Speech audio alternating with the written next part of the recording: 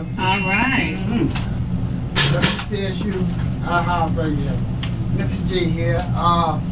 We're back with our guest again, and he has a lot to say. Yes, he does. He's going to talk a little bit about his stint in Africa, where he lived, I think, over a decade, right? Yeah, from 1865 to 1976. You know how I came by there, because, you know, I was discharged in 1954. So, you know, I hung out around here for about 9 years. You know, different. That time we were going through the Cultural Revolution, the Civil Rights struggle, and so we were choosing sides then.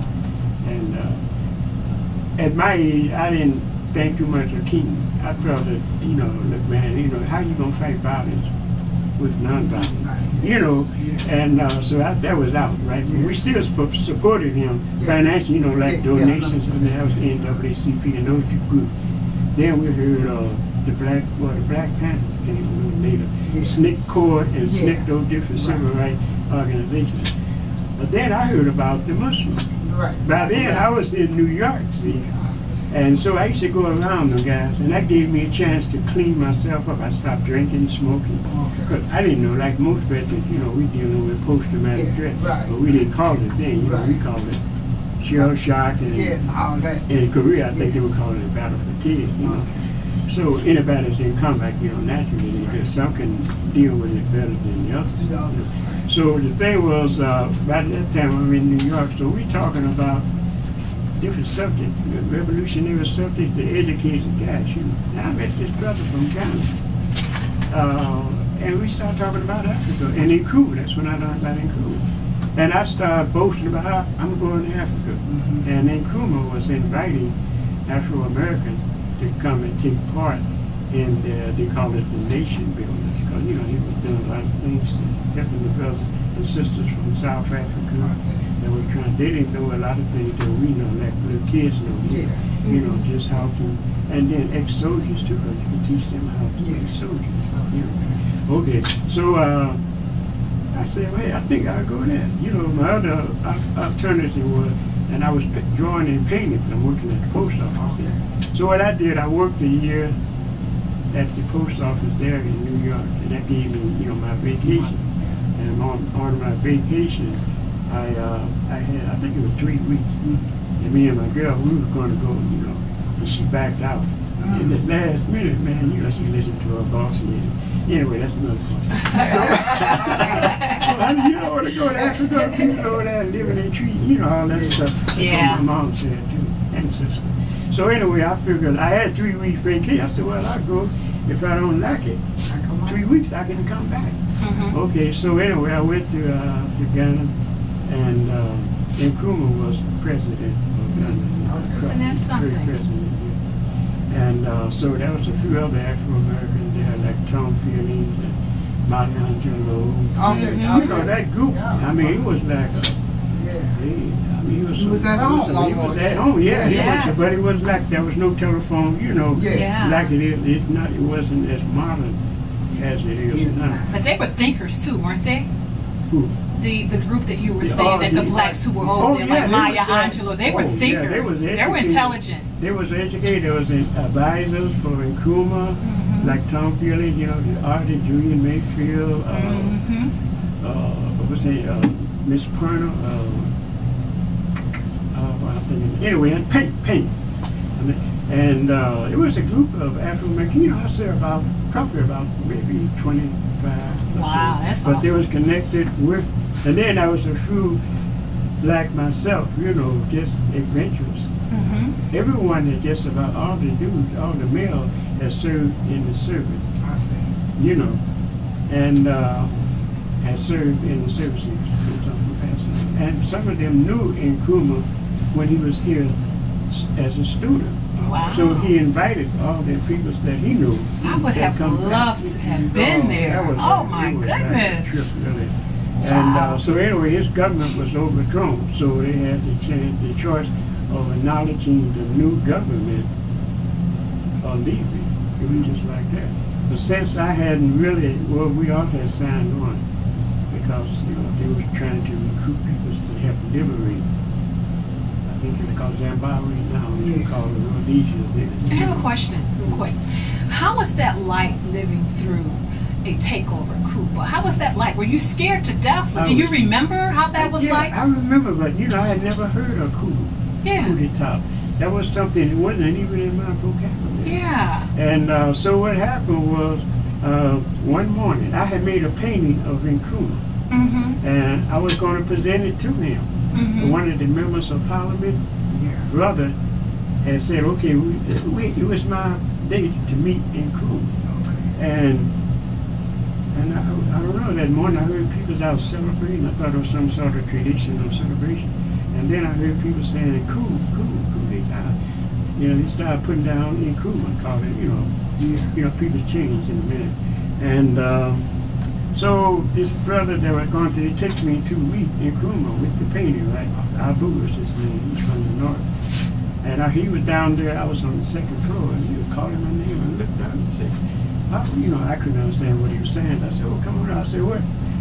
He said, there's been a coup. I said, what's a coup, man? He said, the government has been, he explained to me, the government has been, the Nkrumah government has been overthrown. Wow. At the time, see, the war was started in Vietnam. We just started. And so Nkrumah was on his way to Vietnam to help in the talk for peace negotiations. Isn't that something? But he got as far as Peking. That was the capital of China when his government was overthrown. Isn't that so he something? never returned to Ghana. He wasn't even there when it happened. What happened to him? What happened? Was he assassinated? No, he wasn't assassinated. What happened was he couldn't come back to Ghana. Oh, he was exiled. Yeah, he went to Guinea, Sakatula, Guinea. And that's where he remained. I think that's where he died. Oh, wow. So I decided to stay. Then the next thing come up with like, what are you going to do? How you going to take care of yourself? Yeah. And as for an artist, you couldn't make a living doing art. But I Did you buy a gun? Did you buy yourself a gun? No, you couldn't have weapons then. Only one carried weapons was police and soldiers. Even the police don't carry because they're under the same system as the British. Oh, okay. There's special branch people, they would carry weapons. I guess that would be like equivalent to the FBI. But the regular constables, them dudes carry clubs. But in case of emergency, then there would be issues. Well, you truly have lived an amazing life, and thank you for coming on the 95th Street Blues Show and sharing it with us. Now, our interview is almost ending, but I understand that you have written several books. You want to talk a little bit about the books that you have out? Well, I wrote about my experience during the Korean War. Actually, like I was just telling Mr. G here, it was like 30 years before I even, I would tell my kids and the family members the funny stuff, like I'm in Japan having a ball. And I never told them anything about war experience, because, I was hit twice, I was wounded twice. Wow. And so I was because, you don't want to encourage someone else to go there. Then that family could be with you. It wasn't for you. I wouldn't have, my son or daughter wouldn't have gone there. So it was a bad experience. So anyway, I wrote about that experience. And it's the first book that was actually published was, the title is What's a Coming Ever Done to Black People? A communist, abbreviation for communist. So that's the title, What's a Coming, and that's published by McFarland. Yeah, McFarland published. Then, of course, now that was before the electronic age. So I republished it. Second edition with a different title. And the new title now is Black Warriors in Korea, 1950-1951. That's about the 24th Infantry Regiment. And that's like in the form of an e-book. See, I'm catching up, not with this electronic age, You're right. So that's where I do have those two books there. Very good, very good. And all that can be found on Facebook. On Facebook, okay. Yeah, just type in my name, Curtis Kojo Mall, and then go and take you right there. Now, what does Kojo stand for? Kojo is the name I was adopted in Ghana, Paramount here. And Kojo is a male that was born on Monday. Wow. Female would be Ajoa. I had a friend, and he lived in California. Matter of fact, I think he is still there. He is from Ghana, and they called him Kojo. Yeah, and I don't think I never knew why, but now I know. He must have been born on a Monday. Yeah. You know, like we have like some James, we call him Jimmy, right? So that's similar there. So if there are 10 Jimmys out there in this rotunda or whatever, and you call your son or someone that you know, right? Some kind of way he's gonna know, maybe he recognize your voice, and he'd turn around and look, he would answer you. Wow. You know what I mean? Yeah. Right? Yeah, you know, it's just that voice recognition. It's when someone calls your name. So that's so anyway, when I was adopted, my name was, the name they gave me was Kojo Achampong. Achampong was the chief, the paramount chief brother who adopted me into their tribe, which was their tribe. Beautiful. Yeah, I want to ask you though, how did you survive over there? I mean, how you make a living over there? Okay, now what happened was, you know, we was like, anything that you're doing that we're doing here, say if a person is a custodian labor, they got new buildings there that was built by the colonizer. Well, you know, the African buildings, but the engineer. So you don't know how to maintain them. You know, things like that. So a custodian could go there, and so we know how to clean up. I'm just using that one aspect, you know. You professional into radio interview personalities and so forth.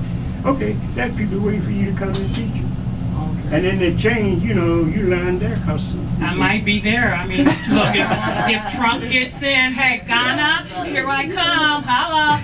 The first thing would be is to go there, you know, as a visitor and check it out. Okay. But it's much more convenient, not modern now than it was 30 years ago, 40 years ago. Well, you know, we like to thank you for coming on our show. We really appreciate it, and nice meeting you. You did really good, right? Yeah. Kojo, and hey, we want to have you back. Okay, so come back. Just give me a buzz. No, drop me an IM. Okay, I sure will. And ladies and gentlemen, that was Curtis Kojo Morrow, painter, photographer, and author here at the 95th Street Blues Show. And we have a few more minutes before the show ends, so we're going to go back to the blues. Thanks again for coming. Thank you for inviting me. Okay, that's it. Turn this off.